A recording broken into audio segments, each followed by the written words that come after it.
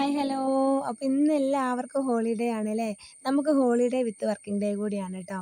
കാരണം നമുക്കറിയാലോ ഡ്യൂട്ടി ഉള്ള ദിവസമാണെങ്കിൽ നമുക്ക് ഡ്യൂട്ടി കഴിഞ്ഞ് വീട്ടിൽ രാവിലത്തെ വർക്ക് കഴിഞ്ഞ് നേരെ ഡ്യൂട്ടി സ്ഥലത്ത് എത്തിയാൽ പിന്നെ വർക്ക് വരുന്ന സമയത്തേ ഉള്ളൂ കേട്ടോ. അല്ലാത്ത സമയം നമ്മൾ ഫ്രീ ആണേ.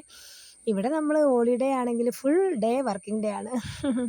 അപ്പോൾ അതൊക്കെ പോട്ടെ. അങ്ങനെ നമ്മൾ ഇന്ന് രാവിലെ എഴുന്നേറ്റ് വന്നപ്പോൾ അരിയൊന്നും ഉണ്ടായിരുന്നില്ല. അരി അരച്ച് വെച്ചിട്ടുണ്ടായിരുന്നില്ല കേട്ടോ. അപ്പോൾ പിന്നെ അവിൽ കുഴക്കാമെന്ന് വിചാരിച്ചു. അരി അരച്ച് വെച്ചില്ല എന്ന് പറഞ്ഞാൽ നമ്മൾ കഴിഞ്ഞ ഒരാഴ്ചയായിട്ട് ഞാൻ വിചാരിക്കുന്നുണ്ട് കേട്ടോ, പച്ചരി വാങ്ങണം, റേഷൻ കടയിൽ പോകണം, അരി വാങ്ങണം, ആട്ടപ്പൊടി വാങ്ങണം.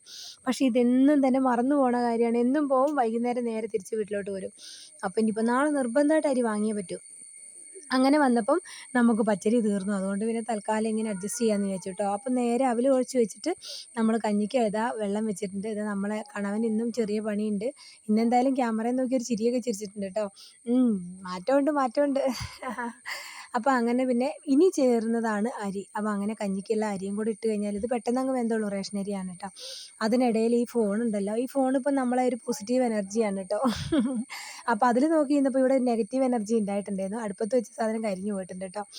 പിന്നെ അങ്ങനെ എന്താ പറയുക, അങ്ങാടിയിൽ ഏട്ടായി പോയി വന്ന സമയത്ത് കുറച്ച് പോർക്ക് കൊണ്ടുവന്നിട്ടുണ്ടായിരുന്നു. അപ്പോൾ ഞാനത് ലേശം കുരുമുളക് പൊടിയും മഞ്ഞൾപ്പൊടിയും ഉപ്പൊക്കെ ഇട്ടിട്ട് അടുപ്പത്ത് വെച്ചിട്ട് വേണം രാവിലത്തെ മെയിൻ പണിയായ അലക്കിന് പോകാമെന്ന് വിചാരിച്ചു. അങ്ങനെ അത് അടുപ്പത്ത് വെച്ചിട്ട് അലക്കാനാണ് ഇറങ്ങിയത്. സത്യം പറഞ്ഞാൽ ഇത് കഴിഞ്ഞ് കഴിഞ്ഞാൽ നമ്മളെ പണി ഒരു ഭാഗമൊക്കെ കഴിഞ്ഞു കേട്ടോ. അങ്ങനെ രാവിലെ തന്നെ നമ്മൾ അലക്ക് തുടങ്ങിയിട്ടുണ്ട്. സാരി ഉടുക്കാനും ചുരിദാർ ഉടുക്കാനും ഒക്കെ എളുപ്പമാണ് കേട്ടോ. പക്ഷേ അതെല്ലാം കൂടെ വാരിക്കൂട്ടി അലക്കുന്നതാണ് പ്രയാസം. ഇതെല്ലാം കൂടെ കത്തിച്ച് കളഞ്ഞാലോന്ന് ചിലപ്പോൾ തോന്നും കേട്ടോ. പിന്നെ ഇന്ന് നമ്മളെ ദിവസമല്ലേ, അപ്പം എന്തെങ്കിലും ഒന്ന് ചെയ്യണ്ടേ. അപ്പോൾ പിന്നെ അലക്ക് കഴിഞ്ഞപ്പോൾ എനിക്ക് തോന്നി താളി തേക്കാമെന്ന്. എനിക്ക് ഇക്കാലം വരെ ചെമ്പരത്തി താളി തേക്കാൻ പറ്റാത്ത ആളാണ് കേട്ടോ. ഇന്ന് എന്താവുമെന്ന് എനിക്കറിയില്ല. നാളെ മിക്കവാറും ഹോസ്പിറ്റലിലോട്ട് പോകേണ്ടി വരുമെന്ന് അറിയില്ല കേട്ടോ.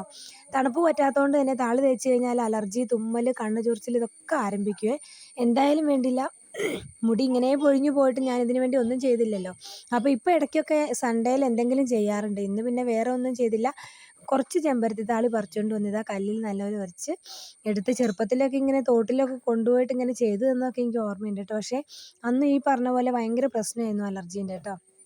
അങ്ങനെ എന്തായാലും വേണ്ടില്ല, ഇതാ നല്ലൊരു താളി തേച്ച് കുളിയൊക്കെ അങ്ങോട്ട് നടത്തിയിട്ടുണ്ട് കേട്ടോ.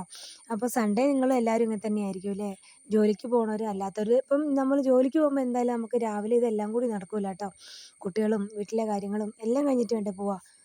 പിന്നെ ഇന്നത്തെ ഷോർട്ട് വീഡിയോ കുറച്ച് ലെങ്ത് കൂടിയെന്ന് എനിക്ക് തോന്നുന്നുണ്ട് കേട്ടോ.